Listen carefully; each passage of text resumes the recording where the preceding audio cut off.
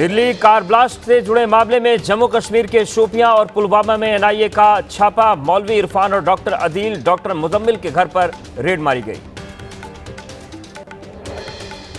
फरीदाबाद और गुरुग्राम के बाद लखनऊ में एनआईए का छापा। एनआईए की 2 टीमों ने डॉक्टर शाहीन के घर छापेमारी की।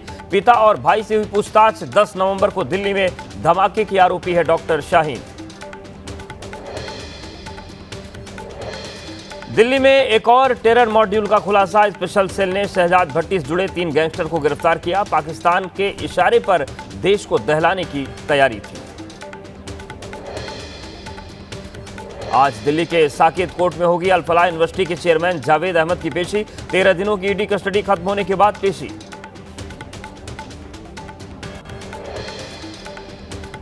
नशे के लिए कफ सिरप की तस्करी करने वाले बड़े सिंडिकेट का भंडाफोड़। यूपी के सोनभद्र पुलिस ने फरार मास्टरमाइंड शुभम जायसवाल के पिता को किया गिरफ्तार। करोड़ों की शीशियां बरामद।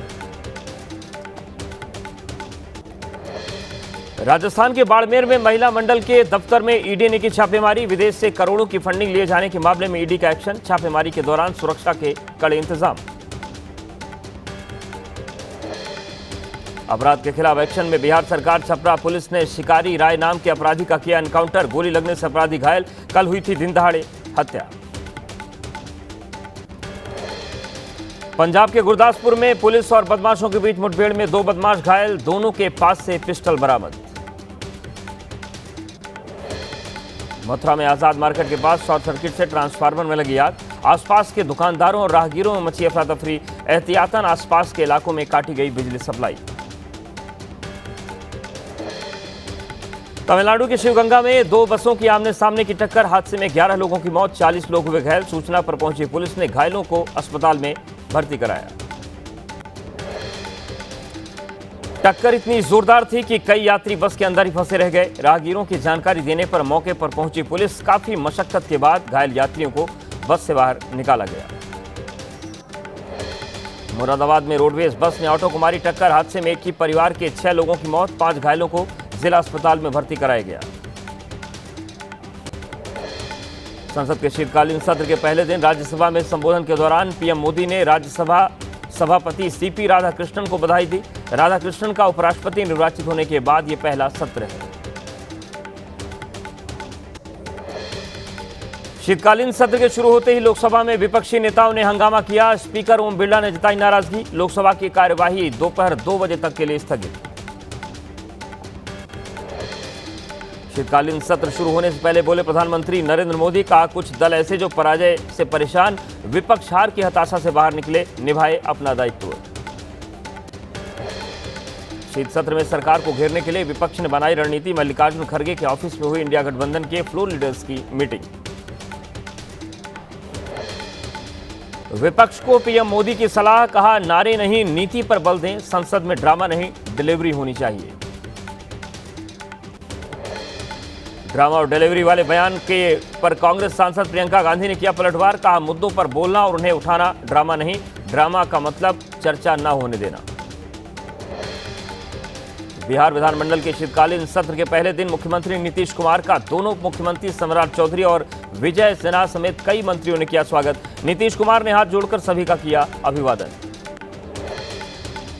मध्य प्रदेश विधानसभा के शीतकालीन सत्र का पहला दिन हंगामेदार। हाथ में बच्चे का पुतला लेकर परिसर में कांग्रेस विधायकों ने किया प्रदर्शन।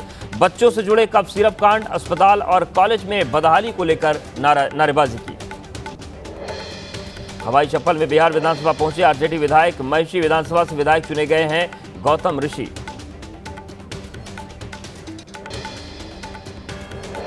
तमिलनाडु चक्रवात दितवा की वजह से भारी बारिश, कई इलाके में बाढ़ जैसे हालात बने हुए हैं। तमिलनाडु के तिरुवरूर में दितवा के असर से हुई भारी बारिश, पानी में डूबी धान की करीब 2000 एकड़ फसल। किसानों को सता रही फसल खराब होने की आशंका। तमिलनाडु में भारी बारिश की वजह से गिरी दीवार, 2 लोगों की मौत। तमिलनाडु और पुडुचेरी में रेड अलर्ट, पुडुचेरी में स्कूल भी बंद। मौसम विभाग ने 3 दिसंबर तक पूरे आंध्र प्रदेश में जताई भारी बारिश की आशंका। अलर्ट पर आपदा प्रबंधन की टीम। मध्य प्रदेश के उज्जैन में एकादशी पर महाकालेश्वर ज्योतिर्लिंग मंदिर में विशेष पूजा, श्रृंगार दर्शन के साथ महाकाल की भस्म आरती की गई। एसआईआर को लेकर अखिलेश यादव ने 46 नेताओं को मैदान में उतारा। शिवपाल यादव समेत बड़े नेताओं को सौंपी निगरानी की जिम्मेदारी। यूपी विधानसभा चुनाव 2027 को लेकर आरएसएस ने शुरू किया गृह संपर्क अभियान। लोगों के घर जाकर उन्हें संघ के विचारों के बारे में बता रहे हैं स्वयंसेवक। बिहार के बक्सर में साइबर ठग गिरोह का खुलासा। पुलिस ने 18 साइबर ठगों को किया गिरफ्तार। बीते 5 महीने से बक्सर में सक्रिय था गिरोह। हर दिन 4 से 5 लाख रुपए तक की ऑनलाइन ठगी को अंजाम दिया जा रहा था। बक्सर में पीपी रोड स्थित एक मकान में चल रहा था गिरोह। मौके से 64 मोबाइल, 25 फर्जी सिम कार्ड, 9 बैंक पासबुक और 5 लैपटॉप बरामद। एक रजिस्टर में लिखी मिली फ्रॉड की रकम की जानकारी। यूपी के कासगंज में हफ्ते भर पहले हुई युवक की हत्या में खुलासा। पुलिस ने 2 आरोपियों को गिरफ्तार किया। आरोपियों के कब्जे से 2 तमंचे, कारतूस और वारदात में इस्तेमाल की गई बाइक बरामद। दिल्ली के जाफराबाद थाना क्षेत्र में महिला की हत्या का मामला। पुलिस ने महिला के पति को किया गिरफ्तार। गला दबाकर की थी पत्नी की हत्या। पारिवारिक विवाद में हुई थी वारदात। राजस्थान के अनूपगढ़ में नकली नोट के साथ 2 युवक गिरफ्तार। बाजार में नकली नोट खपाने की कर रहे थे कोशिश। 500 के 88 फर्जी नोट बरामद। मध्य प्रदेश के टीकमगढ़ में जमीन विवाद में 3 सगे भाइयों की हत्या। महिला समेत 4 लोग गंभीर रूप से घायल। पीड़ित परिवार की शिकायत पर आरोपियों के खिलाफ मामला दर्ज। लखनऊ में चोर गिरोह सक्रिय। सैदपुर इलाके में रेकी करते हुए सीसीटीवी कैमरे में कैद हुई चोरों की करतूत। मुंबई की मेघवाड़ी पुलिस थाने के पास हादसा। निर्माणाधीन इमारत की 18वीं मंजिल से गिरने से मजदूर की गई जान। राजस्थान के दौसा में दर्दनाक हादसा। ओवरटेक करते समय डंपर से टकराई कार। हादसे में कार सवार 3 लोगों की मौत, 2 घायल।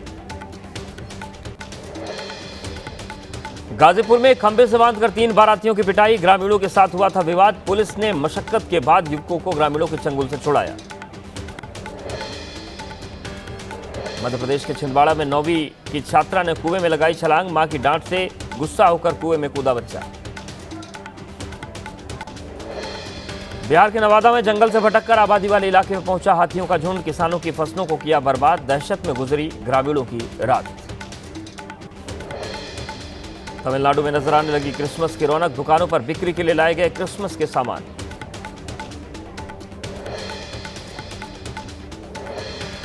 अतिक्रमण के खिलाफ बिहार सरकार का एक्शन जारी। पटना के कई इलाकों में आज भी चला बुलडोजर। अवैध कब्जे को हटाया गया।